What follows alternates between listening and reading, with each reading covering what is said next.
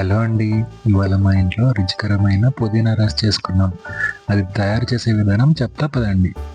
ముందుగా ఆయిల్ వేసి అందులో బిర్యానీ ఆకు, అనాస పువ్వు, జీలకర్ర, సాజీరా వేసి వేయించండి. కొద్దిసేపు అయ్యాక క్యాష్యూ నట్స్, ఉల్లిపాయలు వేసి వేయించండి. ఇప్పుడు క్యూబ్స్గా తరుముకున్న పన్నీర్ వేయండి.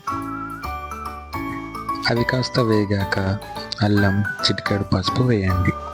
ఇది వేగేంత వరకు మనం పుదీనా పేస్ట్ ఎలా తయారు చేసుకోవాలో చెప్తాను పదండి. ముందుగా కొద్దిగా పుదీనా, కొత్తిమీర, అల్లం, చింతపండు, మిర్చి ఇవన్నీ తీసుకొని పేస్ట్లా గ్రైండ్ చేసుకోండి.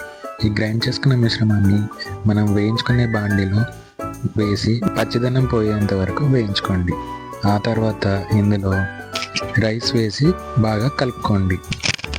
ఇప్పుడు మీకు రుచికి తగ్గట్టు ఉప్పు, కొద్దిగా నెయ్యి చాలా ఇంపార్టెంట్ అండి. చివరగా ఫ్రైడ్ ఆనియన్ వేయండి. అంతేనండి, రుచికరమైన పన్నీర్ పుదీనా రైస్ రెడీ. దీన్ని రైతాతో సర్వ్ చేసుకొని తింటే ఆహా చాలా బాగుంటుందండి. తిని ట్రై చేసి మాకు కామెంట్స్లో చెప్పండి. Thank you.